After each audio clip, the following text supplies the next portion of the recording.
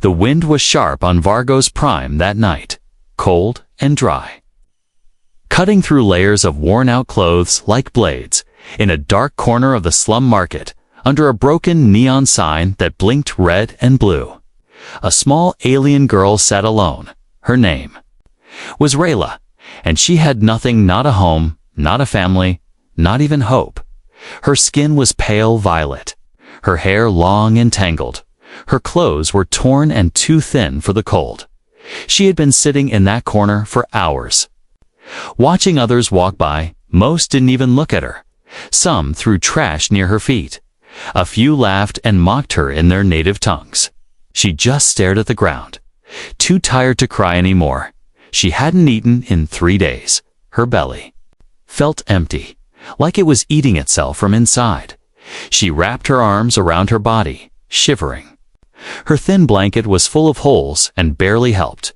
She looked at a food vendor across the street. The alien cook was loud, tossing fried protein cubes and yelling at customers. The smell of food made her dizzy. Her lips trembled as she whispered to herself, "All I have are my clothes."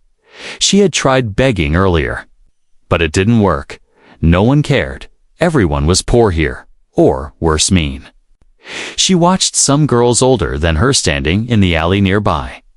They were also hungry, but they had learned how to survive. They would walk up to strangers, offer their bodies for tokens, and disappear into the shadows with them later. They would come back with food, bruises, and blank eyes. Reyla didn't want to be like them, but tonight, hunger was stronger than fear. She stood up slowly, legs weak, heart pounding. Her hands shook as she walked to the food vendor. He was big and had 4 eyes, and when he saw her, he grinned with yellow teeth. "You again," he growled. "I told you no food for beggars, I can give something," she whispered, her voice breaking. She looked down at her chest, then up at him. Her fingers reached for the edge of her shirt, her eyes filled with tears, but she kept going. She thought maybe, just maybe, one strip of cloth would be enough for a small bowl of food. The vendor laughed cruelly. "Now you talk," he said. "Go ahead then, show me what you got." A small crowd had started to gather. Some curious, others amused. Reyla's hands trembled as she lifted her shirt slowly. Her face burned with shame. Her stomach twisted, not from hunger, but from fear and pain. She wanted to disappear, to die right there. Then, a strong voice shouted from the crowd, "That's enough." Everyone turned. The vendor frowned. Who said that? A tall man stepped forward. His clothes were black and dusty from travel, but his posture was proud. His face was rough, with a short beard and tired eyes, but those eyes burned with anger. He was human, and humans were rare on Vargo's prime, especially in the lower sectors. "I said that's enough," he repeated. Stepping between Reyla and the vendor, his voice was calm but firm, full of quiet power. "Mind your business, off-worlder," the vendor hissed. This girl offered. "I didn't force her." The man didn't argue. He pulled a small chip from his coat and held it up. It gleamed with blue light worth 100 meals. "Take this," he said, "and forget you saw her." The vendor's eyes widened. Greed won over pride. He snatched the chip and backed away. Muttering curses under his breath, the crowd slowly dispersed. Disappointed there would be no show, the man turned to Reyla. She had fallen to her knees, covering her body, shaking, silent. Afraid he was going to yell next, instead, he took off his own coat and wrapped it around her gently. "You're safe now," he said softly. "No one's going to hurt you." Reyla looked up. Her eyes were wide, confused, and full of fear. "Why?" she asked in a whisper. "Why did you help me?" The man crouched beside her. Because someone should have. She didn't understand. But something inside her cracked. Not with fear, but with something warm and strange. She didn't know what to call it. It felt like safety, maybe even hope. He stood up and offered his hand. "Come with me. I'll get you some food." She hesitated, but then slowly reached out. Her small, cold fingers wrapped around his, together. They walked away from the cold street, away from the crowd. Away from shame, into the night, where something new waited. Not pain, not hunger, but maybe a second chance. Reyla sat at the edge of a small metal table, a warm bowl of soup between her hands. She didn't speak, didn't blink much. Just stared into the steam rising from the bowl like it was a dream. She was afraid that if she moved too quickly, the dream would break and the cold world would return. The man who had saved her sat across from her, quietly sipping his drink. He didn't push her to talk, didn't ask questions. He just watched her with calm eyes, the kind of eyes that weren't sharp or greedy, just tired, kind and patient. "My name is Joel," he finally said. "Joel Reeves." Reyla didn't reply. Her hands were still shaking, but she managed to lift the bowl and take a small sip. It was the first real food she'd tasted in weeks. Her stomach cried with both relief and pain. She forced herself to eat slowly. She didn't want to vomit. Not in front of him. Joel didn't say anything else for a while. He looked around the small canteen metal walls, dim yellow lights, and a broken fan spinning slowly above them. It wasn't much, but it was quiet and safe for now. After several minutes, Reyla whispered something so soft he almost missed it. "Why did you help me?" Joel looked at her gently. "Because you didn't deserve what was happening," he said. "No one does." She lowered her eyes. I thought humans didn't care."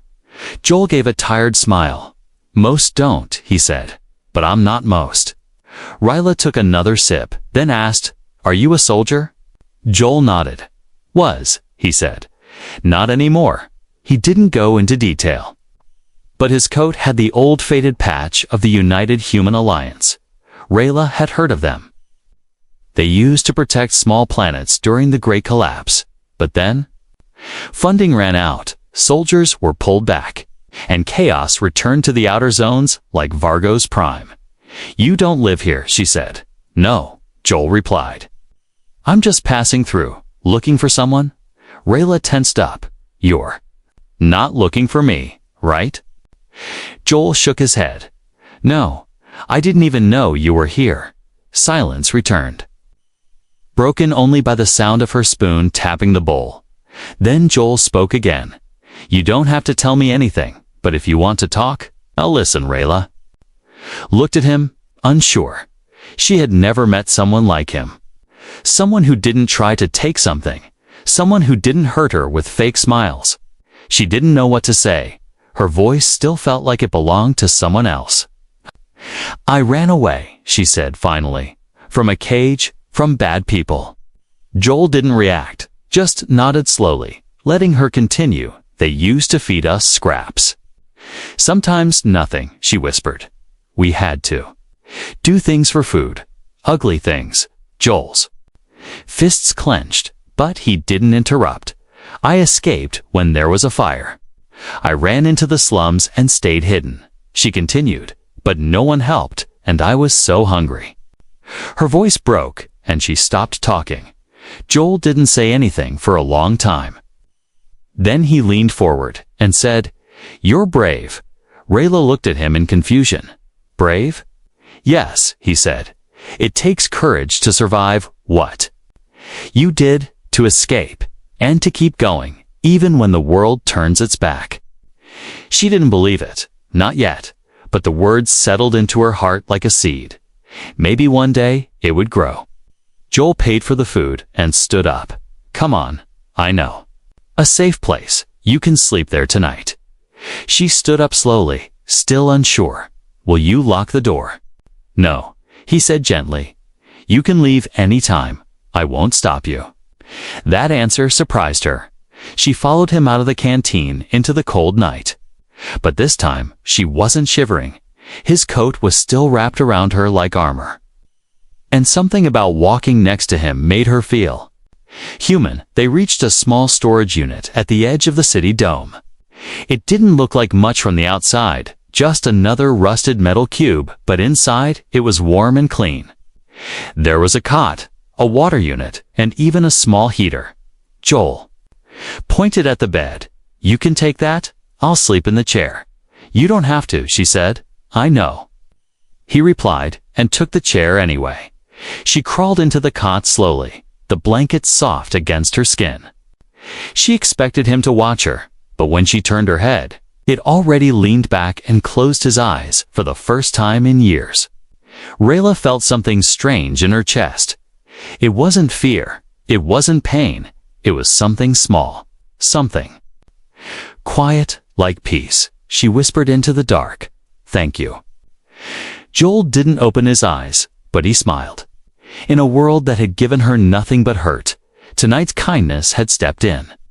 The next morning came slowly, as light from the city dome pushed through the small window of the storage shelter. Reyla opened her eyes, confused for a second.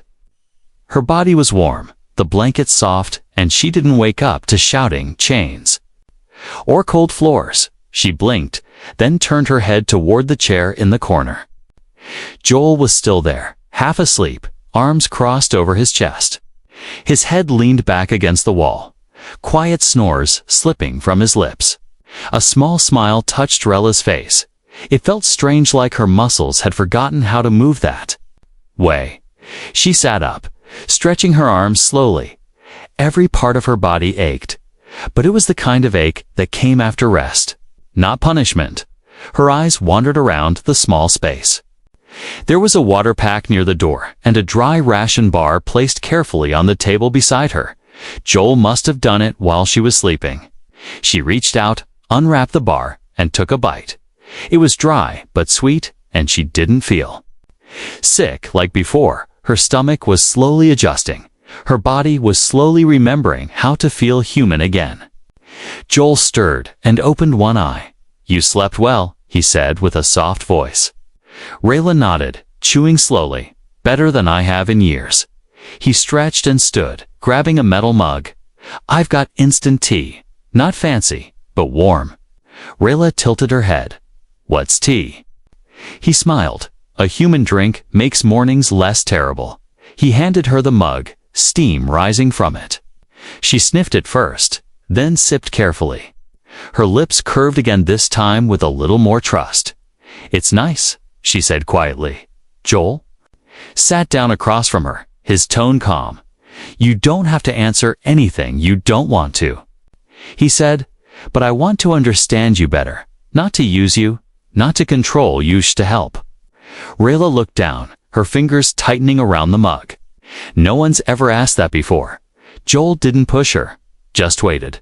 She breathed in slowly, then began, her voice barely above a whisper. "My planet was called Calvern. It wasn't rich, but it was beautiful green skies. Rivers that glowed at night." Joel listened silently. "My parents were scholars. They believed in peace.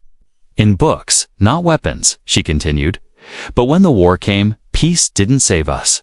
Her hands began to shake. "The invaders didn't care who we were. They burned everything. The sky turned black for weeks. I saw my mother taken by soldiers. My father died trying to protect me." Joel closed his eyes for a moment. His jaw clenched, but he didn't interrupt. "I was taken to a ship, sold to a trade syndicate," she went on. "They kept me in a cage, cold, dark, and small. I was just a thing to them, something they could use or trade." She paused, her breath catching. "They told me if I didn't obey, I wouldn't eat. Sometimes I didn't eat anyway, even when I did. They made me earn it." Joel leaned forward, his voice low and steady. "You don't need to go on if it hurts." Reyla shook her head. "No. I want to. I need to." She pulled up her sleeve, revealing long faded scars that ran across her arms and wrists. Joel didn't flinch or look away. His eyes stayed on hers, not the wounds. "Every line is a lesson they tried to teach me," she said. "Obey, submit, don't speak unless spoken to." Joel's voice was heavy with emotion. "They failed." Reyla looked at him. puzzled. What? They failed, he repeated, because you're still here. Still standing, still speaking. They wanted to break you, but they didn't. Her throat tightened, and for a moment she couldn't breathe. No one had ever said that to her not.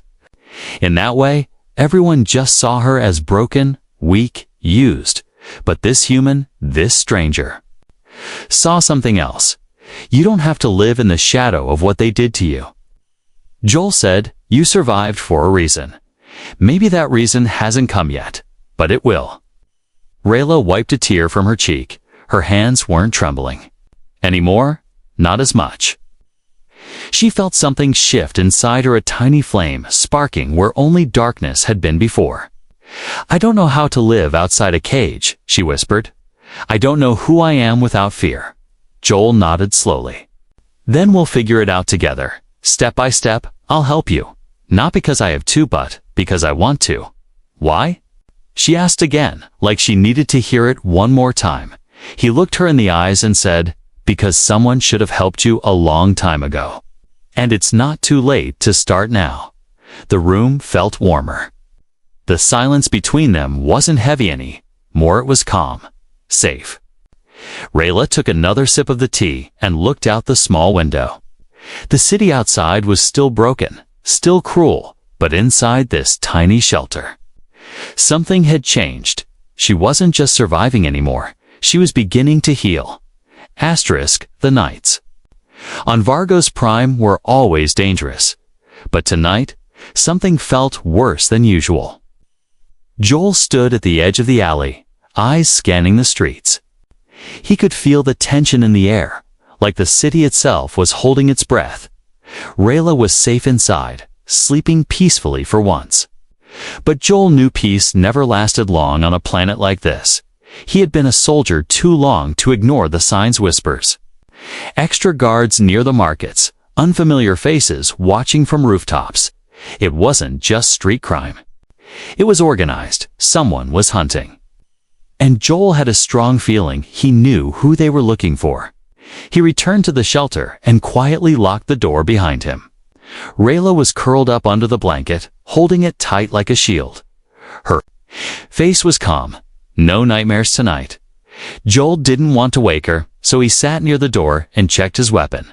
One charge left, maybe two. Not enough if things got ugly. He thought about leaving this planet, getting her off-world to somewhere safe, but transport wasn't easy. And forged papers cost more than he had. Still, he had to try. She had come too far just to be dragged back to the hell she escaped from. The next morning came with heavy clouds. Overhead, the city's sky dome flickered with static. Something was wrong with the system. It made everything feel colder. Joel made breakfast. A few ration bars and hot liquid protein. Reyla ate in silence, but she smiled after the first bite. Do you ever get tired of helping people? She asked softly. Joel chuckled, only when they steal my food. Reyla smiled back, but it faded when she looked out the window. Something had caught her attention. Joel followed her gaze. There was a black transport parked at the far corner of the street, unmarked, silent, too clean for this part of town. Her face turned pale. That logo, she whispered. It's the syndicate. Joel tensed. Are you sure? She nodded. I've seen it before. It was on the crates they moved us in, on the collars. Joel grabbed his gear and handed her a small comlink. If something happens, press the green button. I'll come for you. No matter what. What are you going to do? She asked, voice shaking.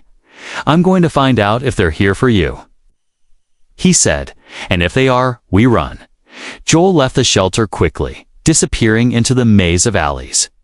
He circled around the black transport and slipped into a nearby maintenance shaft to listen. Two figures stood outside the vehicle. Speaking in low voices, she was spotted near the East Market. One said, a small alien girl, violet skin, maybe 16. A human was with her. Orders are clear. The other replied, we take her alive if possible. But dead is acceptable. Joel's jaw tightened. They were definitely here for Reyla. And they weren't going to stop. He returned to the shelter in a rush, but the door was open. His heart dropped. "Reyla?" he called, panic rising in his chest. No answer. The room was empty, the blanket still warm, and the cumlink was on the floor. Crushed, Joel sprinted into the street, eyes darting around for any sign of her. Then he saw its cuff marks near.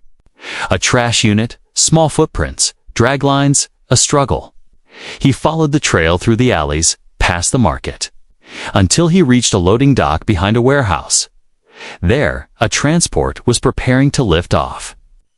And 2 guards were dragging Reyla toward the ramp. She was kicking, screaming, but too weak to break free. Joel didn't hesitate. He charged forward. Drawing his weapon and firing at the guard on the left, the plasma bolt hit the alien's leg, sending him crashing to the ground. The second guard turned and raised his gun, but Joel tackled him before he could shoot. They crashed into a pile of crates. Joel landed hard, but didn't stop. He grabbed a metal rod and swung it, knocking the guard unconscious. Blood ran down Joel's arm, but he ignored it. He turned to Reyla, who was frozen in fear. "Come on," he said.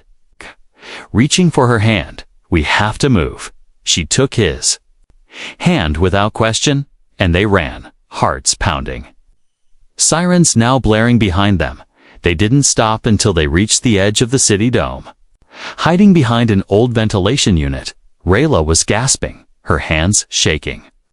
"I'm sorry," she whispered. "I shouldn't have gone outside." Joel looked at her. "This isn't your fault. They're the monsters. Not you, but now." "They'll never stop," she said, tears in her eyes. "They'll hunt me forever." Joel wrapped an arm around her, holding her close. "Then we'll make sure they never catch you." She looked up at him. "Why do you keep saving me?" "Because," he said gently, "you deserve to be saved." In the shadows of a cruel world, hope had been stolen from her again, but Joel brought it back. Not with promises, not with money, but with action. With each rescue, each kind word, each warm meal, he was teaching her what it meant to matter. She wasn't just surviving anymore. Now, she was fighting to live. The transport shuttle shook gently as it left Vargos Prime's toxic skies behind. Reyla sat by the small window, her arms wrapped around herself, staring out into the endless black of space. Her body was safe now, away from cages and cruel voices. But her mind was still trapped. Every shadow still felt like a hand trying to pull her back. Joel sat across from her, his left arm wrapped in a pressure bandage. Bruised from the fight at the dock, he didn't say much during the ride. He knew sometimes silence helped more than words. Sometimes just being there was enough. They were heading to a remote outpost in the Human Alliance Zone, a small medical station in orbit around a peaceful moon. It wasn't much, but it was safe. No syndicate agents, no slavers, just nurses, healers. And time to rest. When they arrived, a medic with soft eyes greeted them. Her name was Alira, a half-human, half-Andari woman who had seen more broken people than most doctors in the core systems. She looked at Reyla and didn't ask questions. She just offered her hand and said, "Let's get you warm and clean." Joel waited outside the room while Reyla was checked. Her old clothes were taken and burned. The dirt and blood washed from her skin. Her hair was cut short, neat and clean for the first time in years. She looked in the mirror and barely recognized the girl staring back. Later, she walked slowly into the lounge area where Joel was sitting. He stood up when he saw her, his eyes softening. "You look like a soldier," he said with a smile. Reyla looked down at the new clothes. They gave her a simple gray jumpsuit with the outpost's badge on the shoulder. "I look like someone else," she said quietly. "Maybe it's the real you," Joel replied. "Not the one they tried to break." She sat beside him, unsure how to feel. "I don't know how to live like this," she admitted, without fear, without someone shouting at me or hurting me. "I feel lost." Joel nodded. "That's normal. When you live in darkness, for so long, the light feels wrong at first. But you'll get used to it, one day at a time. He reached into his pack and pulled out a small holotablet. I want to show you something. He tapped the screen, and a photo appeared to young girls, laughing and chasing each other across a grassy field. Those are my daughters, he said. Back on Earth, I haven't seen them in 3 years.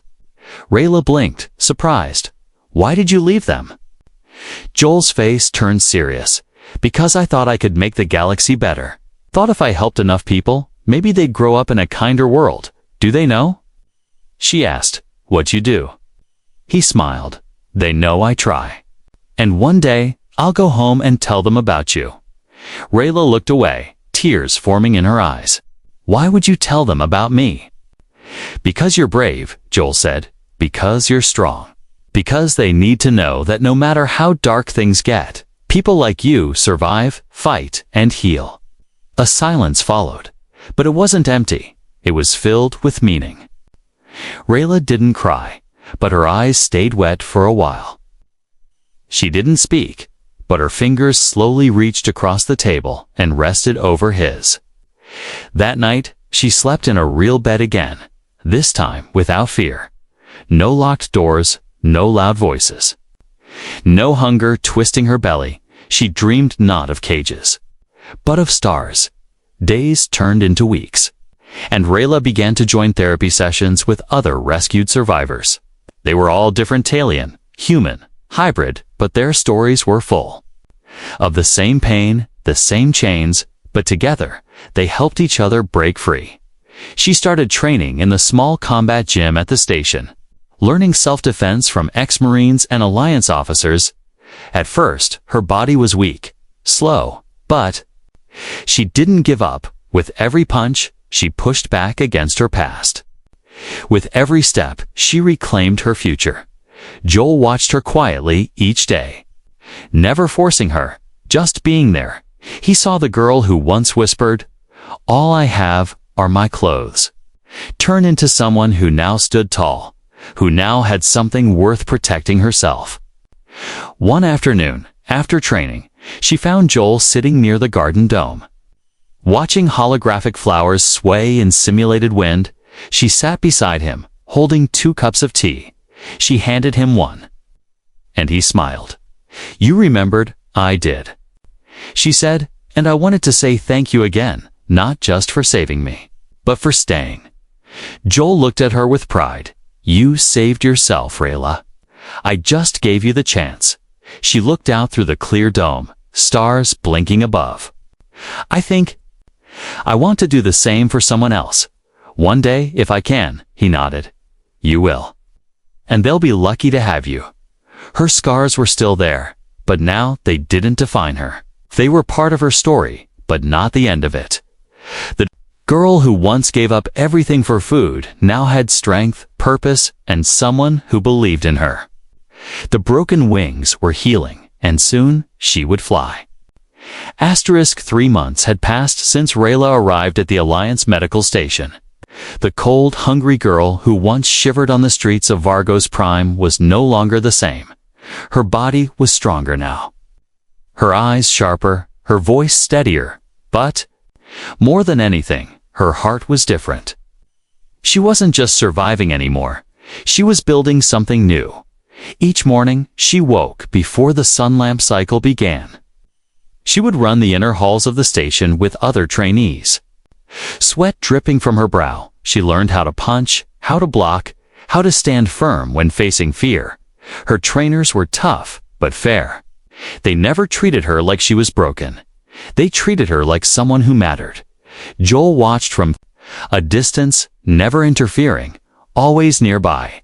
He didn't push her, he didn't rush her, but when she came to him for advice, he gave it freely. When she doubted herself, he reminded her of how far she had come. One evening, Reyla stood before the station's central mirror, wearing a fitted Alliance cadet suit. Her violet skin glowed under the soft lights. Her short hair was pulled back, her eyes focused. She didn't recognize the girl staring back, but for the first time, she liked what she saw. she whispered to her reflection. "I'm still here." Later that week, the station commander, a tall woman named Captain Soren, called Reyla into her office. Soren studied her file, flipping through notes and evaluation reports. Then she looked up. "You've shown discipline, growth, and heart." Reyla sat still, unsure what to say. "You've been nominated for the Refugee Cadet Program," Soren continued. "If you accept, you'll begin advanced training with the Alliance forces.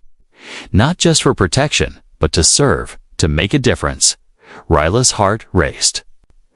"Why me?" Soren smiled. "Because you've already survived worse than most soldiers ever will. Because you turned pain into strength." Joel was waiting for her outside when she told him the news. He smiled with pride. "You've earned it," he said. "But what if I'm not ready?" she asked. "What if I fail?" He placed a hand on her shoulder. "Failing is part of the journey. Standing up again is what makes you ready." She nodded slowly, taking his words in. Then she looked up and said, "I want to do it. I want to help others like you helped me." Over the next weeks, Reyla trained harder. She wasn't the strongest or the fastest, but she never gave up.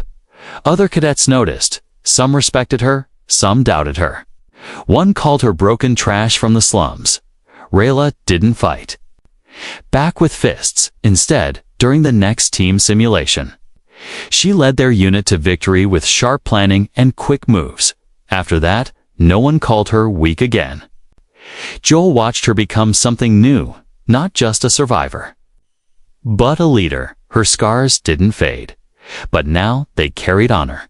She had turned her wounds into wisdom, her fear into fire. One night, Joel sat alone under the station's observation dome. He stared at the stars, remembering battles, remembering losses. Then Reyla joined him, carrying 2 cups of tea. She handed him one and sat beside him. "I remember the first time you gave me tea," she said, smiling. "I was scared to even sip it. And now you're out there showing rookies how to break someone's grip." Joel chuckled. "You've come far." She looked out at the stars, her face calm. "Sometimes I wonder, what if you hadn't stopped that vendor? What if I had taken off my clothes that night?" Joel didn't speak for a moment. Then he said, "You don't have to live in those what-ifs. You're here now, because you chose to fight, not because of me. I was just the first hand you saw, but you reached out." Reyla nodded, still. "Thank you for seeing me when no one else did." They sat in silence, watching small ships blink across the stars, each one carrying someone, a story, a future. The next morning, Reyla's name appeared on the confirmed cadet list. She stood at attention during the induction ceremony, the human and alien officers nodding with respect. Captain Soren pinned a small badge on her chest, shaped like a rising star. "You are no longer just a rescued girl," she said. "You are one of us, a defender of those without power, a shield against the dark." Reyla saluted, her heart full, her legs steady beneath her. Joel stood in the crowd, clapping quietly, pride shining in his tired eyes. Reyla wasn't afraid anymore. She had been called many things: slave, weakling, worthless. Now she had a new name, Cadet Reyla of the Human Alliance. She had become more than a survivor. She had become hope. The sun on Delta 4 Station was artificial, but it felt warm against Reyla's face.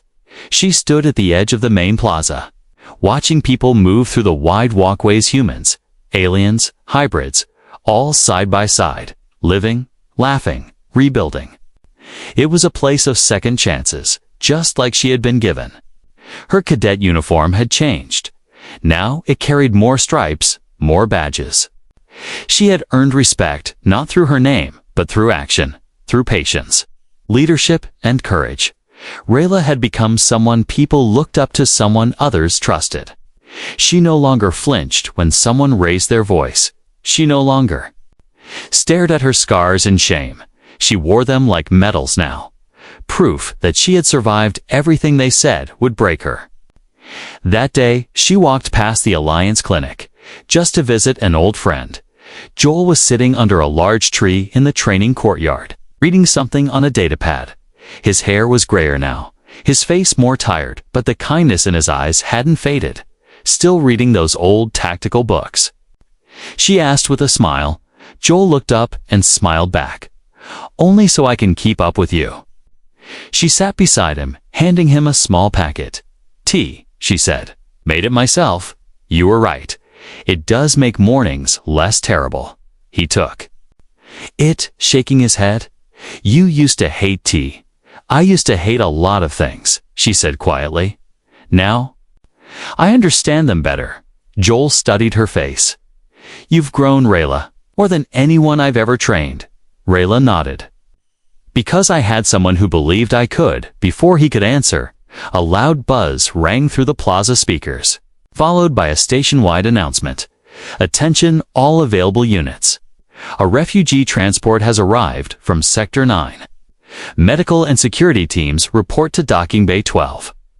Reyla and Joel exchanged a look, then stood at once, instinct pulling them into action. The walk to the docking bay was short, but Reyla's heart beat faster with each step. Refugee transports always brought pain and fear and confusion. But they also brought someone like she used to be. At the bay, the large cargo door opened with a hiss, revealing dozens of frightened faces. Most were silent, clutching their bags. Some had no bags at all, just dirt and bruises among them. A small girl stood alone, clothes torn, hair matted, her skin pale, and her eyes hollow. Reyla froze. That girl, she looked just like Reyla had once looked. Alone, afraid, unseen. She stepped forward slowly, kneeling in front of the child. Her voice was soft. Hey there, what's your name? The girl didn't answer, just stared. Her lips moved slightly, and Reyla leaned closer to hear. All I have are my clothes. The words cut through Reyla's heart like lightning. She reached out and gently touched the girl's hand. That's enough, she whispered. You don't have to give anything to be helped. Not anymore. The girl's eyes filled with tears, but she didn't pull away. Reyla stood and turned to the officers nearby. She's coming with me. Joel stepped forward too, placing a warm hand on Reyla's shoulder. Just like old times, he said with a grin. Reyla smiled. Her voice steady. This time, I'll be the one watching the door, making the tea. Reminding someone that they're not broken, they walked the girl back to the clinic, slowly. Gently, no rushing, no questions, just quiet support. Reyla gave her a warm blanket and sat beside her as she drank. The girl didn't speak again. But her shoulders relaxed, her eyes softened. That was enough for now. Later, Reyla stood outside the clinic. Looking up at the stars through the dome, Joel joined her, sipping tea. Feels like a circle, he said. You were once the lost one. Now you're the guide. She nodded. I want to be more than a soldier. I want to build something better. Help others build it too. You already have, Joel said. More than you know. They stood in silence for a while. Then Reyla turned to him and said, I'm applying to the Outreach Corps next month. They work in the darkest places, helping the forgotten, the abused, the abandoned. Joel smiled proudly. You were born for it. Reyla laughed softly. I wasn't born for anything. I chose this. That's what makes it real. She looked out once more into the stars, her heart steady, her purpose clear. She was no longer a girl who begged for food, no longer a body to be bought or tossed aside. She was a protector, a voice, a light in the dark. And now, when someone whispered, all I have are my clothes, she could answer with strength. Come with me, we'll build the rest together.